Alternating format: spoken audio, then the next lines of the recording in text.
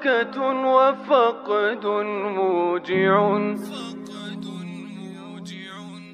Assalamualaikum warahmatullahi wabarakatuh.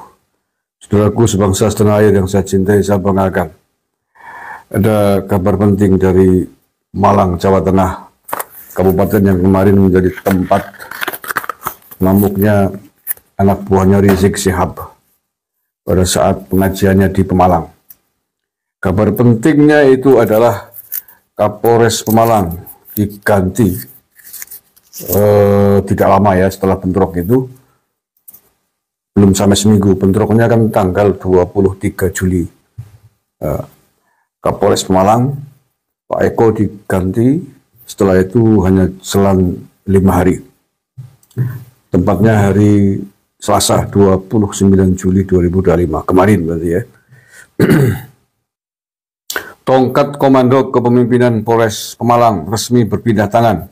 AKBP Randy Setia Permana dilantik sebagai Kapolres Pemalang menggantikan AKBP Eko Sunario dalam upacara serah terima jabatan yang dipimpin Kapolda Jawa Tengah Irjen Pol Riput Hari Wibowo di Gedung Borobudur Mapolda Jawa Tengah hari Selasa 29 Juli 2025 kemarin.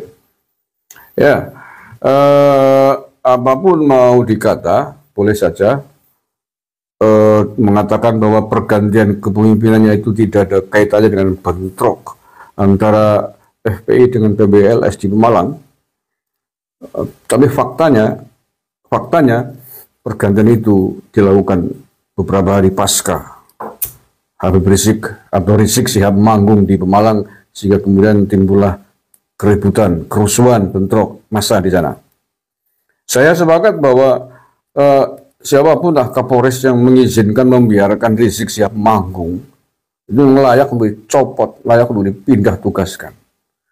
Ya, bagaimana tidak, masa Kapolres tidak tahu siapa Rizik Syihab? Selevel Kapolres masa tidak tahu Rizik Syihab?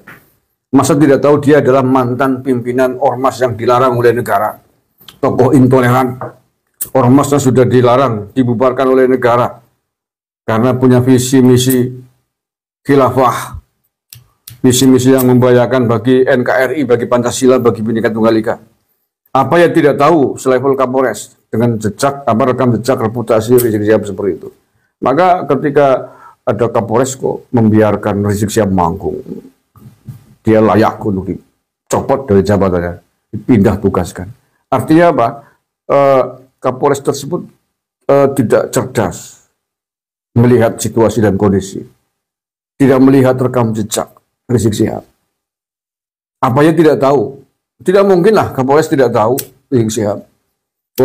Peristiwa Rizik Syihab di penjara, Rizik Syihab ormas yang dibubarkan oleh negara FPI-nya itu belum lama kok. Tahun 2020-an kalau nggak salah ya, yang lalu. Nanti belum ada 5 tahun. Kenapa kemudian kalau ada Kapolres nggak tahu ya Kapolres kuper gitu. Tetapi mengapa seandainya tahu, kenapa membiarkan Rizik Syihab manggung? Kenapa dikasih izin? Nah, ini yang kita curigai, jangan-jangan polisi-polisi yang sudah terpapar, yang sepakat dengan visi misinya Rizik Syihab, sehingga kemudian membiarkan dia manggung di wilayahnya. Itu makanya sepakat tokoh intoleran, tokoh radikal lagi ini kok dikasih panggung di wilayah dia mimpin. Mestinya dong sebaliknya dong. Nah ya, apa gunanya Kapolri dulu pernah berkuasa dari tempat di bumi NKRI ini, di bumi Pancasila ini, bagi kelompok intoleran, bagi intoleransi radikalisme. Presiden Jokowi dulu juga begitu, tegas ketika masih menjabat presiden.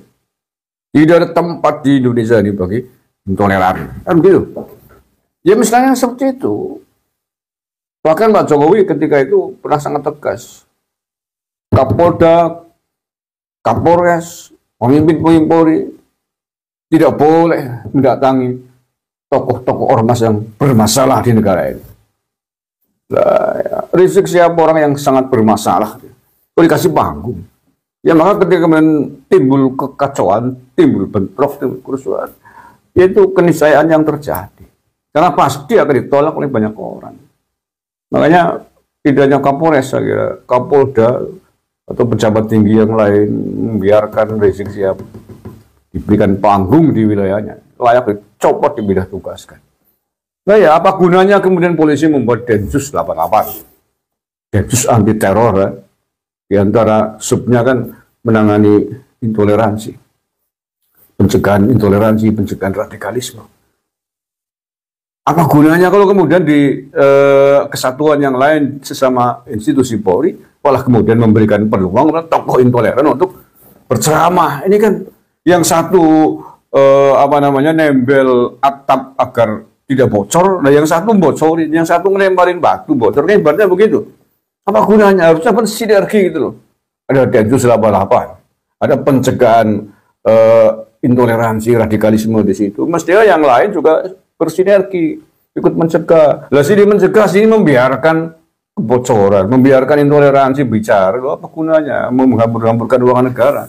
Kalau memang tokoh intoleran boleh diberikan panggung, diizinin manggung, buat apa hapus saja itu pencegahan radikalisme, pencegahan intoleransi, hapus saja itu BNPT. Lah iya, karena menghamburkan uang negara kalau tidak sinergi antara pejabat, antara penegak hukum, antara aparat negara ini, sesama Polri lagi.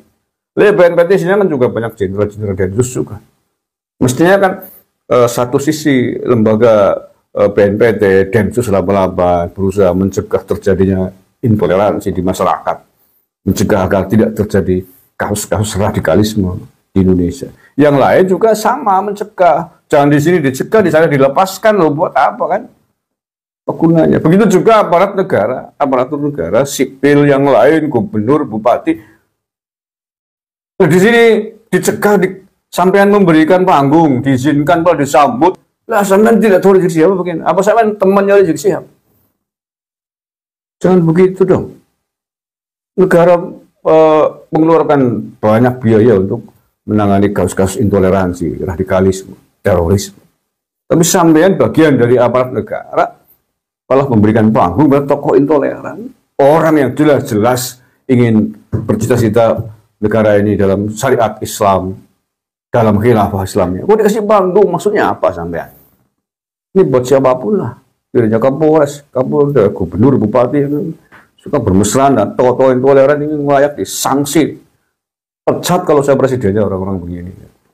Lah ya, gemes sih. Makanya karena ini tidak sinergi, tidak sinkron para pemangku otoritas negara ini, baik sipil maupun aparatur negaranya yang TNI Polri, satu mencegah, satu membiarkan. Makanya kasus-kasus intoleransi, radikalisme terus saja terjadi. Kemarin di mana Padang, persekusi ngamuk-ngamuk tempat ibadah. Kemarin di Jawa Barat. Ini terus terjadi berulang karena masyarakat menilai, melihat, loh ini pemimpin saya, bupati saya, kapolres saya, gubernur saya juga bermesraan, kok menyambut Rizik Syihab, di panggung ditemenin, kan begitu. Dianggap itu boleh, berarti nggak ada masalah nih Rizik Syihab, kan begitu. Nggak ada masalah yang tokoh intoleran pendakwa ini.